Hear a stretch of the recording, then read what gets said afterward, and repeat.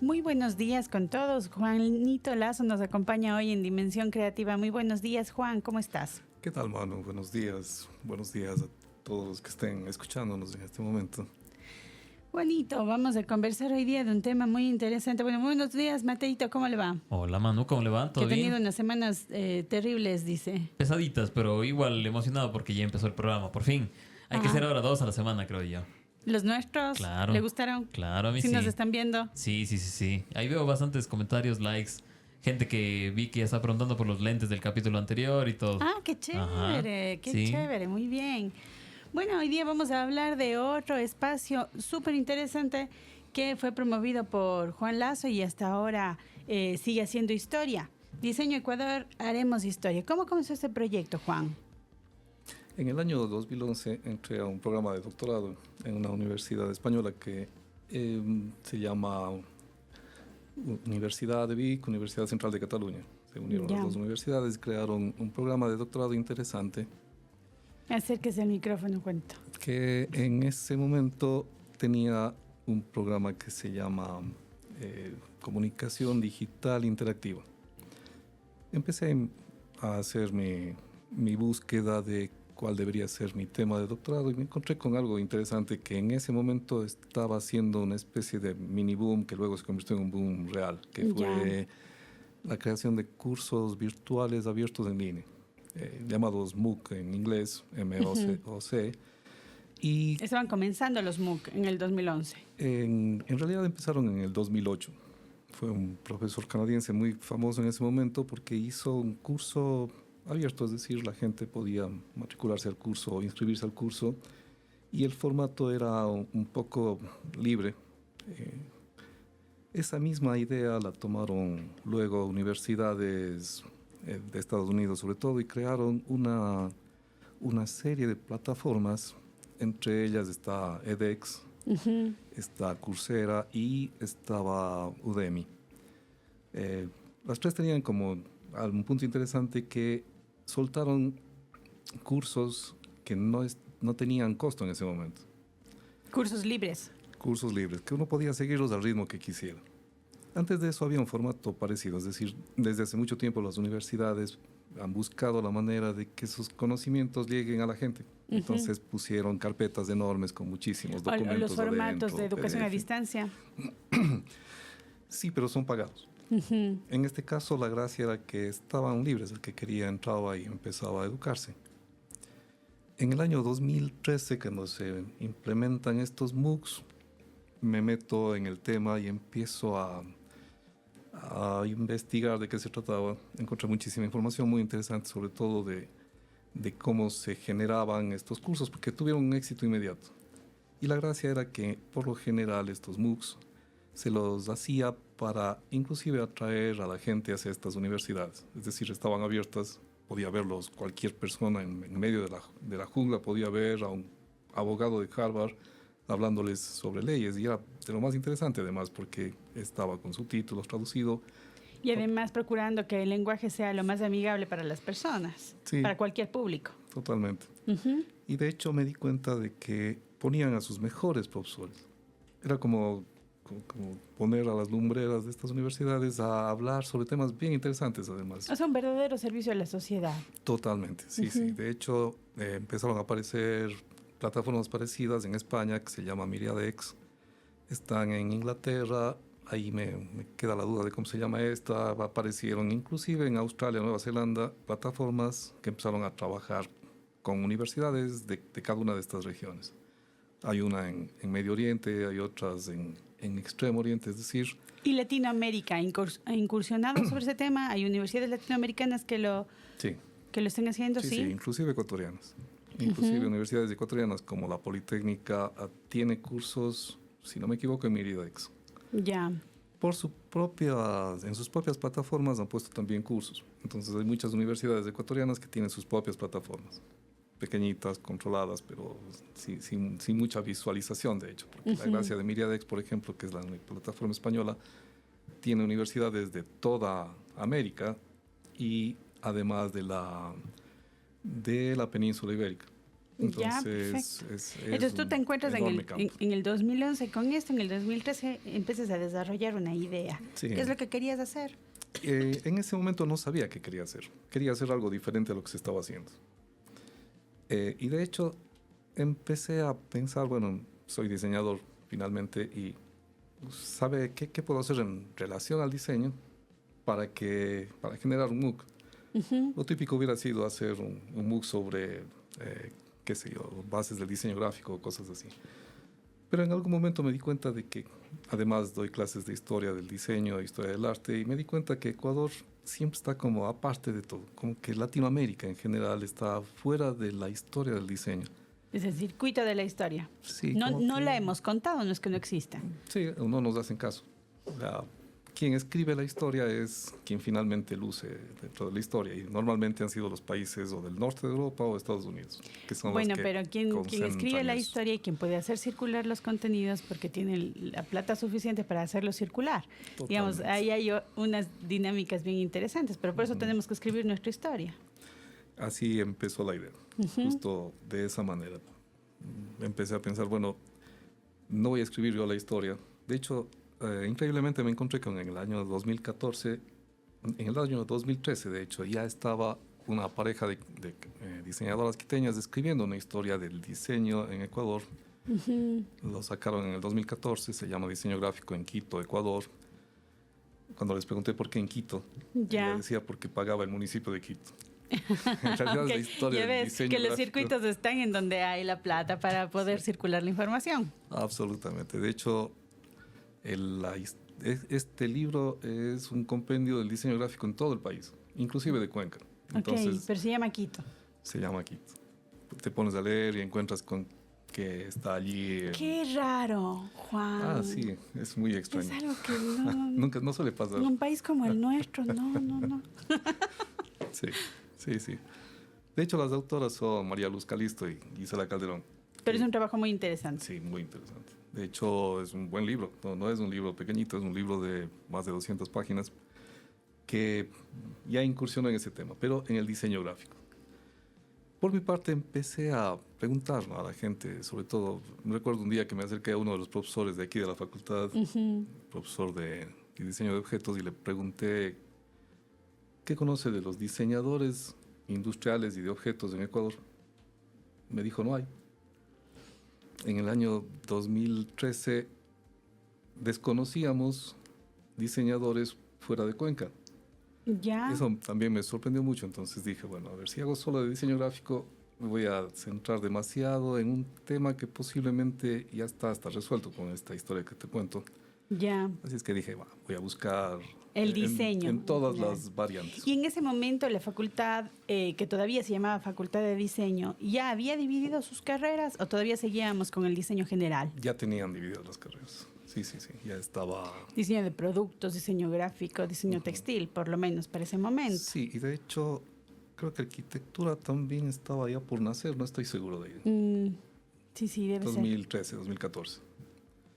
Sí, claro que sí. Arquitectura ya debe haber nacido y diseño de interiores. Sí, Entonces ya diseño de estábamos con las interiores ya estaba. carreras de los diseños. Ajá, sí. Entonces empecé a buscar, primero, qué hacer con eso. Es decir, sí, como te digo, no quería escribir yo la historia. Ya. Y me planteé el tema, ¿qué pasa si en realidad los ecuatorianos diseñadores escriben esa historia? Claro, empezamos a escribir una historia colectiva. Exactamente. Entonces, como estaba metido en esto de los MOOCs, decidí crear un MOOC en donde el trabajo final no sea resolver un ejercicio XX, sino que los participantes buscaran en su entorno próximo, estén donde estén, ejemplos excelentes de diseño o creado por diseñadores ecuatorianos o creado en Ecuador, así sean diseñadores extranjeros, o inclusive diseñadores ecuatorianos que estén trabajando en el exterior. Qué interesante. Fueron las tres ¿Y posibilidades. en qué momento comienzas a publicar ya? Porque tienes una página. Sí, de hecho, quizá me equivoqué en el nombre, pero es que tenía tantas ganas de escribir una historia que fuese interesante, que le puse a la página haremoshistoria.com. Ajá. Quizá Ok. debió llamarse de otra manera, porque no te dice nada. Ahora haremos historia de qué estás hablando. Ya. Pero Ah, en no ese se momento llama sabía diseño, genial. haremos historia, sino se llama haremos Haremos historia. historia.net, además, ni siquiera Pero es .com, un super nombre, usted que es comunicador, Mateo, ¿qué dice? A ver, como nombre me gusta, porque el nombre vende. Mm. Pero Claro. lo que sí, por ejemplo, a mí me queda duda y justamente puede ir por el nombre, es la historia del diseño en Ecuador, es la historia de los diseñadores en Ecuador, o es un poco de todo. ¿De qué se habla al final ahí? Es un poco de todo. Es Ya. sobre todo encontrar diseño ecuatoriano y diseñadores ecuatorianos. Pero o cuando se habla- diseñadores que estén trabajando en Ecuador. Y cuando se habla, por ejemplo, de diseño ecuatoriano, es un diseñador que aplica, por ejemplo, conocimiento extranjero y lo aplica aquí, o es una nueva tendencia, digamos, de diseño creado en Ecuador y es el diseño ecuatoriano. ¿Es algo así? No, fue más bien un poco distinto. Ya. Como queríamos empezar un Ajá. curso no se crea sin contenidos, es decir, necesitábamos contenidos y los contenidos, los únicos que podían darme contenidos eran diseñadores ya formados, Ok. diseñadores Gente conocidos que estuviera haciendo diseño Ok. en ese y momento. que en ese momento fuesen más conocidos en el país, Destacados, ok. que no habían muchos, pero habían. De hecho, les contaba que este par de diseñadoras quiteñas no nacen de la nada. Ellas salen de una asociación de diseñadores gráficos que había en el Pichincha, que era muy fuerte en ese Ok. momento. Les conocí a muchos de ellos en los años 90 Ok. y volví a tener contacto con ellos para empezar esta investigación. Entonces, ellos inclusive me pusieron en contacto con gente que ellos consideraban que Ujú. entraban dentro de estos parámetros y creamos una especie de grupo de invitados, Ok. Ok. Ok. a los cuales hicimos 16 preguntas. La universidad me ayudó con este proyecto de investigación, así es que contratamos camarógrafos, contratamos inclusive guionistas, alguien que hiciera la edición de las entrevistas para intentar que, claro, estamos hablando de que entrevistamos a 20 diseñadores y arquitectos, Ok, claro. y a Y- cada uno haciéndole una pregunta específica, eran 20 respuestas. ¿Ya? Era una locura la Claro. cantidad de ¿Y cómo información se que filtra la respondía. información? Claro, no eran 5 preguntitas, Exacto. eran... Y eso, por 16. ejemplo, es 14. complicado para el rato de que, o sea, cómo se organiza la información para contar a la gente qué se prioriza, qué se quita, qué se repitió, qué no. Entonces, ¿quién fue la persona que hizo el filtro principal de la primera edición, digamos, de eso? Alejo Vanegas fue el salvaje Ok. detrás de todo. Ya. El que ayudó a desmembrar toda la información. Era genial porque le veía cómo tomaba las entrevistas y Ok. esto no. Se quedaba con cosas mínimas. No, Si alguien ok. dijo lo que dijo otro, se fue. Ya, Alejandro ayudó a editar esos videos. Ayudó a editar los videos. Nos dimos el trabajo de transcribirlos a todos. Ya. Y él sencillamente decía, esto va. A pesar de eso, creamos los videos ya para el curso. Eran 16 videos que se podían ver a través de 4 temáticas principales, a través del proceso. Entonces hablábamos del diseño en Ecuador, cómo es el diseño en Ecuador actualmente, qué futuro puede tener, Ujú. cómo la gente le ve al diseño.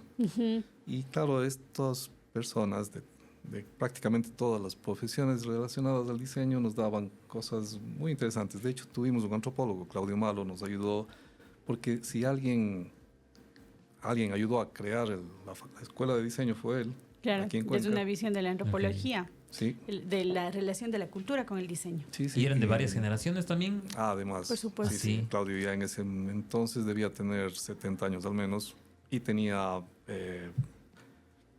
entrevistamos a gente que tenía entre 30 y 40. Ok. Pero Hubo también hay, un buen grupo. Otra coyuntura muy interesante porque para ese momento la facultad estaba cercana o había cumplido 30 años de ser creada, porque la facultad se crea en 1984 Ujú. y tú concretaste este proyecto entre el 2013 y el 14, entenderé. Sí, 30 años. Claro, entonces estábamos cumpliendo los 30 años. Sí, y de hecho también eso era interesante porque fuimos la primera carrera universitaria de diseño, porque hubo el Instituto Metropolitano de Diseño en Quito, pero era un instituto. Y es interesante porque muchos de los diseñadores que en ese momento tenían éxito habían salido de ese instituto. Ya, Así es que también había esa idea de los dos grupos, Cuenca y Quito, que eran los que prácticamente dominaban en diseño. El área del diseño en el país. En el país. Y además tenían trayectoria, habían hecho escuelas, seguramente estaban educando a una cantidad de gente que luego se fue a Guayaquil, a Machala, a Manta, a ejercer su profesión. Sí, Y sí, que ahí totalmente. también varía lo que aplican en el diseño, ¿no? Con la experiencia de la gente, con el conocimiento de otras culturas, también va variando lo que quieren ellos plasmar en el diseño, ¿no? Yo quisiera saber, Juanito, si usted tiene alguna anécdota que no esté contada en esas páginas de alguna entrevista que salió mal, algún invitado que les dijo algo que ustedes no esperaban escuchar, o si alguna grabación salió mal. ¿Se acuerda de alguna de esas anécdotas? A ver, sí perdimos información, eso ¿Sí? sí fue una pena. Algo, Ok. algo pasó en uno de los discos duros que no llegamos a capturar todo lo que tenía que decir uno de nuestros invitados. Lástima que hayan pasado ya 10 años. Claro. Ya no es Pero 10 años no es tanto, Juan. 10 años, es depende. Depende de la perspectiva. Eso sí. Pero lo que sí es interesante es que, por ejemplo, entrevistamos a Osvaldo Páez. Osvaldo Páez es PhD, es arquitecto. Y un historiador fantástico. Y un historiador y Ok. un extremo crítico de muchísimas cosas. Es decir, él con el sistema neoliberal no se encuentra cómodo en lo absoluto. Entonces, claro, cuando uno piensa en un diseñador, trabajamos para el sistema, Ok. Claro. trabajamos para el sistema capitalista. Para el mercado, para la mercado. venta. Y él, en cambio, lo veía desde otro punto de vista. Y cuando uno escucha los videos, porque están todavía en YouTube, ustedes los pueden encontrar, son Y están son en la 16 página. videos. Si es que nosotros entramos en haremoshistoria.com.es, ¿cómo era? .net. Podemos encontrar los videos ahí en la Están, están los invitados. Ya.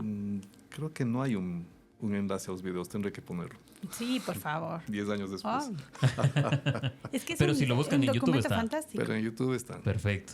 Y claro, ahí uno ve las respuestas de la mayoría del grupo, todas tendientes a investigar esto, de que el diseño hace esto, lo otro, Pero- y él de pronto se va en contra de todo eso, ¿no? Él empieza a hablar acerca de España y su forma en cómo nos trató y por qué Y la nuestro colonización diseño. y cómo, y Ok. cómo impacta en el diseño. Y es genial. Es decir, Ajá. uno le escucha y realmente, claro, nos revienta cualquier idea que tenemos importada, porque Claro. ese es el problema. Nuestro diseño nos lo impusieron finalmente hasta las escuelas como la Bauhaus. Nuestra escuela nació de ahí, Claro, Claro. inspirada en... A partir de Claro. unos paradigmas modernos, ¿no es cierto? modernos que reinterpretamos también. Sí. Claro, porque justamente esa era mi pregunta. ¿Usted cree que allá hay, o sea, después de tantos años que ha pasado en el diseño, y hay algo que sea diseño 100% ecuatoriano? Que no, o sea, que hayamos nosotros exportado a otro lado.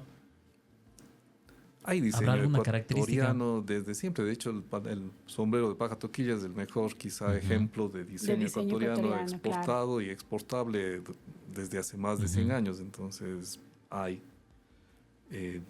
No se me ocurre otro, tal vez Manu tiene O sea, yo más. pensaba inclusive, no sé si es parte, o sea, obviamente es parte del arte que realizan, pero por ejemplo, el tipo de pintura de Guayasamín, por ejemplo, que tanto ha sido aplicado en el diseño después, en el diseño 100% ecuatoriano, cuando se hace inclusive la marca del país, ese tipo de cositas que pueden ser mucho más ecuatorianas, por así decirlo, y que no haya en otro lado, o que no sean basadas en otro lado. Es una discusión bien difícil el tema de la búsqueda de la identidad del diseño ecuatoriano, del diseño colombiano, del diseño ambateño, Claro. del diseño. Porque además es una búsqueda caprichosa, Ujú. porque la riqueza del diseño está justamente en poder entender lo que está sucediendo en el mundo, que no es solamente lo que sucede en nuestro pequeño lugar. Hacemos una pausita, igual eso editamos. No se Ya, preocupe. perfecto. Un spam. Pongámosle en silencio, por favor.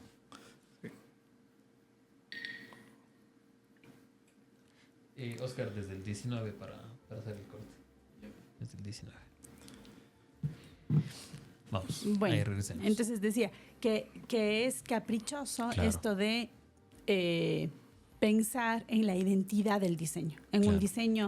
en un diseño cuencano, en uno ecuatoriano, en uno peruano, Inclusive en el diseño porque en estamos general, ¿no? impactados, claro, porque estamos impactados por el medio, por las tendencias, porque indudablemente queremos proyectarnos al mundo y nos reconocemos también Claro. día a día en el lugar en el que estamos. Entonces es una discusión bien difícil, Mateo. Claro. Y le voy a pedir, por Medio favor, que no filosófica. entremos en ese debate porque vamos a complicar muchísimo Es más que el el tema, si programa. nos vamos por el tema de identificación y demás, nos identidad y podemos ir de diseño. largo también por Sí, eso. sí. Y de hecho la idea era justo esto de Haremos Historia, era Ajá.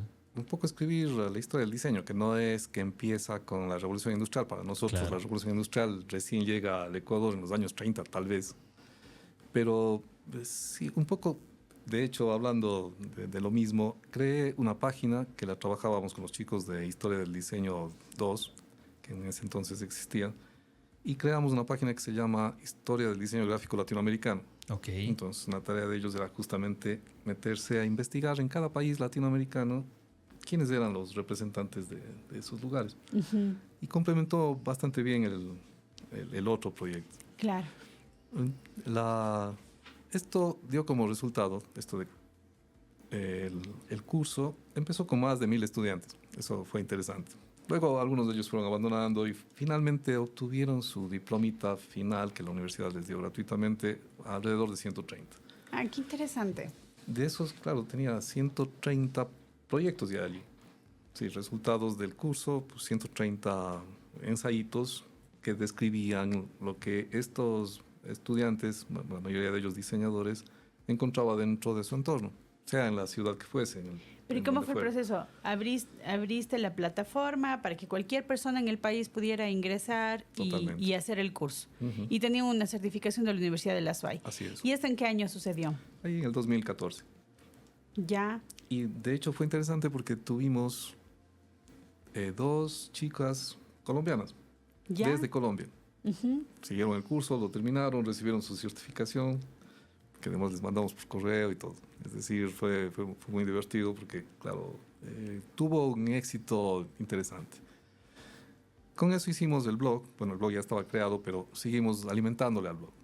Y el blog empezó a llenarse de, primero, investigación propia, pero luego empecé a pedirle a la facultad que me dé pasantes.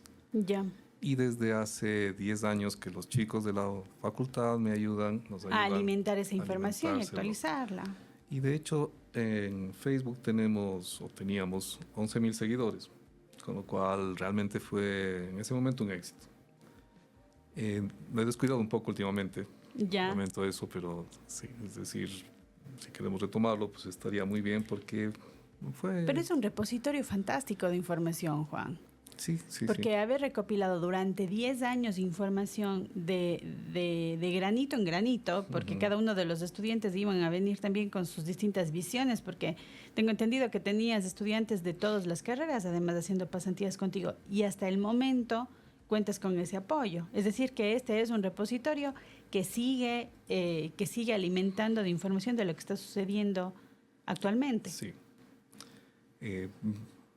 Quizá la idea de hacer una historia en el Ecuador no se ve como podría verse a través de un libro, Ujú. pero creo que se ve perfectamente, por lo menos los últimos años, a través de los perfiles que hemos ido investigando, haciendo las entrevistas, porque la mayoría de los reportajes que están ahí son entrevistas directas, ¿no? Son diseñadores que nos responden. Entonces lo acerca de tuyo lo es que una están revista haciendo. digital sobre diseño. Posiblemente le puedas llamar así. Ujú. Sí, sí. Nos falta un poco más de investigación del pasado, tal vez. Pero inclusive sobre eso hemos escrito algunos artículos acerca de, por ejemplo, hablando de este tema de qué tan influenciados estamos por otras culturas. Pensemos que en algún momento no estábamos influenciados por otras culturas. Sí, teníamos Ujú. culturas propias. Valdivia, Chorrera, todas ellas eran muy locales. Lo que hizo la colonia es, bueno, y antes de eso los incas, es globalizar primero la cultura andina a través de los incas, pero luego la cultura española en esa colonización de 300 años. Entonces, casi que este rato somos el mismo país desde Argentina hasta México. De hecho, deberíamos ser el mismo país, para ser serios. Pero claro, ¿dónde están nuestras raíces? La que preguntabas hace un rato. ¿Dónde nos encontramos a nosotros mismos como ecuatorianos diseñadores? De hecho, hay extranjeros que lo han visto con mejor perspicacia. Bueno, es que siempre la distancia te da la posibilidad de eso, de tener perspectiva y entender la diferencia. Tal vez para nosotros que estamos metidos en nuestra propia realidad, a veces esa diferencia se diluye, pero sin embargo existe. Por supuesto que existe. Somos un país absolutamente diverso a pesar de ser un país pequeño. Y eso no solamente lo decimos nosotros, sino los que nos miran. Sí, yo creo que es eso, la mirada desde el exterior. De hecho, esta diseñadora húngara, que se me acaba de ir el nombre, tal vez la recuerdas. Olga Fisch. Ya, Olga Fisch, que vino acá, se encontró con una mina de oro. Explotó realmente el diseño ecuatoriano. Quizá hasta lo mejoró, si es que eso era posible, dándole un toque europeo. Y de pronto tuvo un negocio que fue espectacular. Claro, el tema es ponerlo en valor y creérnosla. Como el chico que vino la semana anterior, Isaac Romero, que es un personaje que se la cree, ¿no? Que cree en todo aquello que hace, incluso en aquello que solamente está pensando. Y es una cuestión cultural interesante, porque tu proyecto, por ejemplo, un proyecto que ha recopilado durante 10 años todo el devenir, día a día, semana a semana, de lo que está sucediendo en diseño, tiene una potencia impresionante. Habría que hacerle un análisis y te animo a que publiques el libro, Juan. 10 años de diseño en Ecuador. Bueno, puede que me anime a eso. De hecho, hay otro libro reciente sobre también historia del diseño de la comunicación visual en Ecuador. Okay. Lo escribe Pablo Iturralde en estos meses. Hace un par de meses me llegó la invitación para el lanzamiento de este libro. Entonces, claro, es un tema que llama interés. Claro. Porque finalmente, ¿qué somos como diseñadores ecuatorianos? ¿Dónde está nuestro bagaje? Quizá en algunas revistas como Daya podemos encontrar eso un poco. Claro. Pero sí sería excelente. Inclusive, no sé cuántas escuelas de diseño gráfico hay ahora, o de diseño en general hay ahora mismo en Ecuador. Deben ser muchas. Calculo que al menos 20 o 30. Ajá. Y están produciendo un montón de graduados que seguro que les va bien a muchos de ellos. Eso justamente, perdón que le interrumpa, mano, pero eso pensaba yo, de cómo hacemos, o sea, cuál es el plan a futuro para que también a los chicos, a las nuevas generaciones, les interese esto de aquí, ¿no? Toda esta información recopilada sobre la historia del diseño o cómo ha ido variando con las influencias, los personajes que han destacado a nivel país o Latinoamérica inclusive. ¿Cómo hacemos que los chicos se interesen más en esto? Quizás fusionando con las nuevas plataformas, redes sociales, contenidos y demás. ¿Habría alguna forma, hay algún plan para la expansión de este contenido? Plan no hay. Bueno, aquí vamos a armarle el plan, porque a mí ya se me está ocurriendo que ya solamente este curso que se armó, este MOOC con 130 personas que se armó hace 10 años, ya ese contenido en sí mismo, sin actualizarlo siquiera, es una joya que puede despertar el interés de una cantidad de diseñadores muy grande con las plataformas que contamos hoy. O sea, ponerlo en línea nuevamente es poner en valor justamente eso, el debate por la importancia del diseño, por la historia del diseño, porque seguro van a venir detractores y van a decir, pero ¿por qué no pone esta información? ¿Pero por qué no se suma a este autor?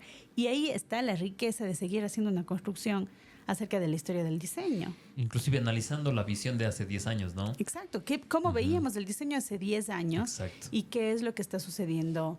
¿Qué es lo que está sucediendo hoy? ¿Qué es lo que hoy podemos mirar que hace 10 años no mirábamos? De hecho, una de las respuestas que más tuvimos es, wow, no tenía idea de que habían tantos diseñadores tan buenos en el país. Y era cierto, no conocíamos de ese tema, no lo sabíamos, no teníamos la menor idea, ni siquiera nosotros que empezamos. Pero todo este MOOC era de diseño gráfico o diseño general. Era diseño en general. Allí tenemos desde arquitectos, diseñadores. De hecho, hay algunos que ya ni siquiera están con nosotros, qué pena. Está Peter Musel, por ejemplo, que falleció hace un par de años. Está Claudio, que murió el año pasado. Año pasado, sí. Y también está incluso Luis Tipán, que murió hace un par de meses. Claro. Entonces, desde ese punto de vista, esas entrevistas ya ni siquiera se pueden hacer de nuevo. Claro, y son entrevistas súper valiosas y por suerte se hicieron, ¿no? Para poder recuperar esa información. Son unas joyitas, como dice el hermano, que van a estar ahí publicadas y que nunca han salido, entonces va a ser mucho más interesante poderlas ver ahora. Claro, Sí. qué interesante reeditarlo ahora que estamos cumpliendo 40 años. Podemos hacerlo, sí. Claro, porque es una información muy valiosa. ¿Y cuáles son los planes a futuro para Haremos Historia? Bien, ahí espero que la facultad me dé una mano, porque hasta ahora lo he hecho yo solo. De hecho, el sitio está con el logotipo de la universidad, pero quien ha estado pagando inclusive el alojamiento de eso ha sido yo. No tengo problema. Es el auténtico amor al diseño, amor a la camiseta. Pero sí, ya me he desbordado en estos últimos años, ya no puedo hacer el seguimiento que estuve haciendo. Así es que sí, un poco de ayuda a la facultad no me caería nada mal. Ya lo han hecho los chicos, pero quizá un poco más, sí puede ser saludable. Claro, ahí es un tema ya de negociación interna, Mateo, no nos vamos a meter en esas negociaciones internas, pero es súper importante dar cuenta de todo este desarrollo que has logrado hacer y creérsela. Sí, bueno, hay casi 400 artículos que puedes revisarlos, inclusive por temática. Así es que, claro, si quieres saber de la ilustración en Ecuador, pues pones ilustración y te aparece muchísima información. De hecho, hay muchos ilustradores muy buenos. ¿Sabes con quién creo que deberías hablar, Juan, para poder hacer el mock?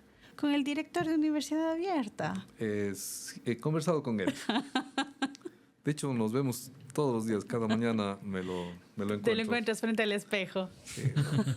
Conversamos de otros temas, pero tienes razón. Voy a empezar a conversar. Me parece que deberías reflexionar más con este señor y decirle, tengo un hermoso proyecto para presentarte. Un poco despistado, se sabe olvidar de las cosas. Ese es el problema de este Juan Lazo, pero esa es una linda oportunidad. ¿Y qué tal la Universidad Abierta?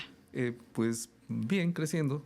De hecho, creciendo literalmente. Sostenidamente. Porque cada vez tenemos más optativas.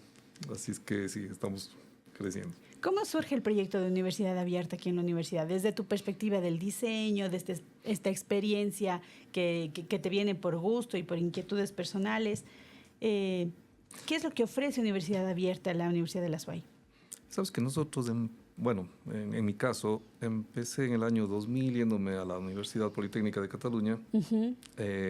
Ahí hice mi diplomado diploma de estudios avanzados en ingeniería multimedia. Y trabajé en el laboratorio ahí y me di cuenta de que la educación a distancia era en ese momento un boom. Teníamos 200 estudiantes en línea en el año 2000, ojo. Entonces, claro, se veía venir.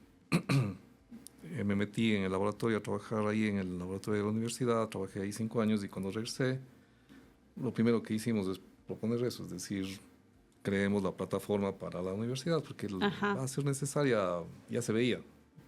Y con Carlos Guevara empezamos el departamento en ese momento se llamaba Departamento de Educación Semipresencial. Ya. Sí, semipresencial. Cuando llega Paco Salgado al rectorado, ahí es cuando realmente él más bien nos dice, hagamos esto más potente. Más potente, porque sí se había estado como que nos empezamos a quedar frente a otras universidades. Iniciamos con mucha mejor guiada, inclusive que universidades de educación a distancia que ya estaban allí de hace muchos años. En algún momento teníamos 1000 estudiantes de un solo diplomado en todo el país, 1000 en un diplomado. Y de pronto, bueno, perdimos ese fuelle, ya no nos apoyaron tanto, pero realmente llegó el nuevo rector y le dio un soplo. Un vuelco. Sí. Y en este momento, ¿cuántas materias maneja Universidad Abierta? Tenemos 3 comunes y son como 30 optativos. Aparte de eso, nos encargamos de toda la subida de revistas digitales de la universidad, revistas digitales, libros, todo pasa por nuestro departamento. Estamos a cargo de la plataforma de Moodle. Así es que sí, es un departamento de 3 personas con mucho trabajo. Claro, 4 personas ahora con Oscar. Claro, con muchísimo trabajo y con muchísima importancia, porque ahí está la lógica de la transversalidad de los contenidos para la gente de la universidad. Y ahora el Juan Lazo, diseñador, y Deepak y su oficina de diseño. Cuéntanos de esa historia. Tu historia de estudiante, tu historia que viene desde el momento en el que entras a la Universidad de la SUAY y haces tu trayectoria como diseñador. De hecho, entré a estudiar diseño sin saber en qué diablos me estaba metiendo. Ya. Fui parte del segundo grupo, es decir, empezó en septiembre y yo entré en marzo del siguiente año, 2014. Y entre nuestros compañeros del primer día de clases nos veíamos las caras y decías, ¿en qué nos estamos metiendo? ¿Qué crees que vamos a hacer? ¿Y quiénes eran tus compañeros? Un montón de gente, pero con quienes terminamos es, por ejemplo, José San Martín, Ya. con el que avanzamos todo ese trayecto. Y, bueno, algunos más. Pero en ese desarrollo de conocimientos era diseño, no era diseño específico, era diseño. Ujú. Así es que realmente se suponía que podías hacer, graduándote, lo que quisieras. En mi caso, el diseño gráfico me atraía mucho. Igual el diseño de muebles, sobre todo, pero digamos que el diseño gráfico ganó. Así que les propuse a Enrique Corral y Santiago Corral y Juan Carlos Jaramillo que hagamos una oficina. Ya. Estuvieron de acuerdo, creamos la oficina, se llamaba Dipachi, Ajá. como me lo recuerdas. De hecho, está en el libro. Ya. En el libro este que les comento de Calisto y bueno, la otra chica. Y estuvimos, bueno, yo estuve 10 años ahí hasta que me fui a estudiar en España. Ujú. Y allí lo hicimos bien. Teníamos éxito en Y en el mundo de la en publicidad. el mundo de la publicidad, sí. De hecho, llevamos una feria al Perú, eso fue interesante, porque nos unimos con, en ese entonces era gerente de Filambanco, y un par de personas más, y llevamos una feria de integración, le llamamos, porque en ese entonces habíamos firmado la paz con el Perú. Ya. Llevamos, no recuerdo cuántas, 80 empresas quizás, pero no nos fue como queríamos que fuese, pero digamos que lo hicimos. Un poco después de eso me fui a estudiar y ya dejé la oficina y mi socio Y te se dedicaste quedó completamente a con la eso. docencia. Sí. ¿Amas del diseño, Juan Lazo? Sí me gusta. De hecho, alguien dice con toda razón, el diseño no es una profesión, es una forma de vida. Soy diseñador de corazón, es decir, es difícil quitarse eso de encima. ¿Son distintos los diseñadores de la facultad en la que tú entraste, los diseñadores de hoy? ¿O hay una semilla del diseño que no cambia? Yo creo que he visto de todo. Hay chicos que se siguen graduando que son extraordinarios, que se nota que tienen esa afición a hacer las cosas bien, que lo hacen solos además, porque esa es una de las cosas que me preocupa de los chicos que esperan que se les dé todo mascadito. Ujú. Pero en realidad, cuando yo hago recuento de cómo aprendimos a ser diseñadores, realmente aprendimos a ser diseñadores, porque nuestros profesores de diseño gráfico era una diseñadora industrial y un diseñador industrial venido de Quito, Jonathan Kennedy, Ya. que quizá fue el único que había trabajado en el ámbito del diseño gráfico en serio. Entonces, de alguna forma, cuando salimos al mundo laboral, tuvimos que aprender a hacer diseño gráfico porque no sabíamos en qué nos estábamos metiendo. Y claro, el software lo aprendimos de la nada, en serio. No había nadie que nos enseñase software, porque además eran las primeras computadoras que teníamos y posiblemente habían en cuenta. Prueba y error constante. Y sí, así, de esa manera. ¿En qué año te graduaste? Me gradué en el 93. Muchísimo después de entrar. ¿Y en qué año entraste a la facultad? 84.